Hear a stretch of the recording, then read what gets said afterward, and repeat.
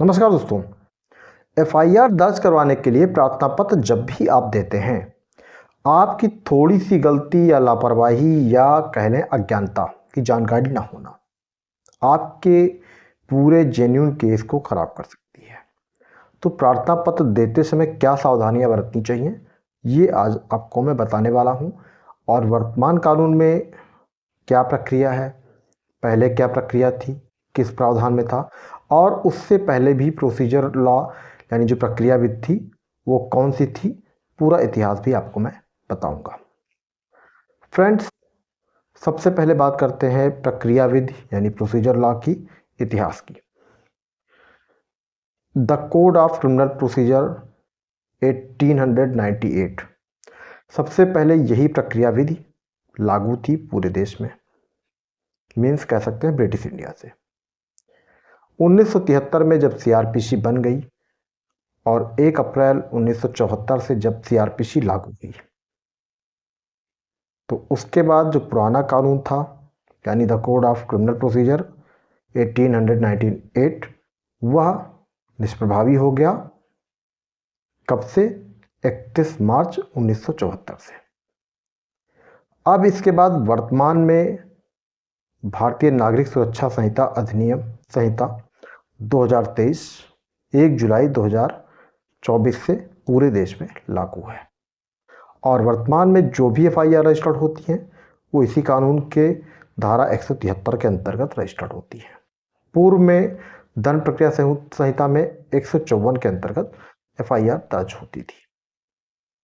तो ये तो थी एक छोटी सी बेसिक जानकारी जो वर्तमान में प्रक्रिया कानून लागू है और जो प्रक्रिया का निर्धारण करता है किसी भी मौलिक कानून के ऊपर कि मौलिक कानून कैसे उसका निर्धारण होगा, क्या प्रक्रिया होगी, उसके लिए जो वर्तमान में प्रक्रिया विधि लागू है। अब बात करते हैं एफआईआर दर्ज करवाते समय आपको क्या सावधानियां बरतनी चाहिए। फ्रेंड्स, अक्सर ये होता है कि जब भी कोई घटना होती है जिससे कोई काजनेबल ऑफेंस बनता है, संज्ञेय प्रकृति का अपराध बनता है, तो उसकी एफआईआर दर्ज कराने के लिए आपको निकटतम पुलिस स्टेशन जाना चाहिए जहां पर जिसकी स्थानीय सीमाओं के अंतर्गत ऐसा अपराध कारित हुआ है। वैसे वर्तमान में जो प्रक्रिया विधि है BNSS 2023 उसके अंतर्गत आप किसी भी पुलिस स्टेशन पर जाकर 0 एफआईआर रजिस्टर करवा सकते हैं। बट अब बात करते हैं आगे कि अगर आप स्थानीय थाना यानी जिसकी सीमाओं के अंतर्गत घटना हुई है, जब भी आप प्रार्थना पत्र देते हैं तो आप ये देखिए कि क्या वास्तविकता में अपराध हुआ है और उससे क्या धाराएं बन रही हैं। हमेशा ध्यान रखिए कि जो अपराध है वह शब्दों से ही बनता है। अगर आपने शब्दों का चयन उचित तरीके से नहीं किया प्रार्थना पत्र जब भी आप लिखित शिकायत दर्ज करवा रहे हैं, तो ये ध्यान रखिए कि आपकी एफआईआर आधी अधूरी रह जाएगी। आपने घटना में प्रकाश का जिक्र नहीं किया अगर मामला रात का है, घटना रात की है तो, और आपने अगर किसी ऐसे व्यक्तियों के नाम एफआईआर में दर्ज करवा दिए जो कि पता चलता है कि घटना के समय देश में ही नहीं थे या देश में ही थे तो कहीं ऐसी जगह पर थे जहां पर उनका आना संभव नहीं था कि वो आकर घटना ऐसा अपराध कारित करते। आपने घटना का समय और दिन सही से उल्लिखित नहीं किया। तो ये सारी छोटी छोटी बातें होती हैं जो आपके पूरे एफआईआर को उलट सकती हैं, पूरे केस को बिगाड़ सकती हैं और आपका केस कमज़ोर हो सकता है।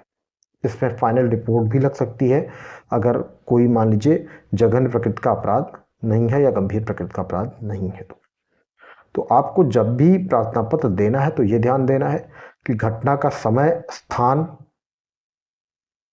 और दिनांक एक्चुअल होनी चाहिए।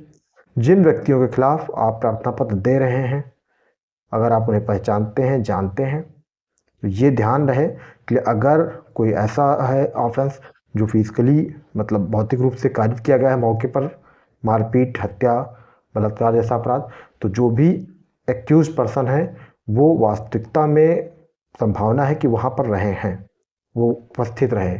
ऐसा ना हो कि कोई पर्सन विदेश में रहा हो, आपने उसका नाम बस कैजुअल मैनर में डलवा दिया। एफआईआर दर्ज होने दीजिए, बाद में देखेंगे। ये आपके केस को कमजोर करेगा। रात की घटना है तो प्रकाश का स्रोत, सोर्स ऑफ लाइट होनी चाहिए। एफआईआर समय से दर्ज करवाई जाए और अगर आप थाने पर नहीं जा सकते तो भी संबंधित पुलिस पर्सन जो भी हैं, थाने के अधिकारी हैं, पार्षद अधिकारी, SHO, उनको समय से सूचना दें।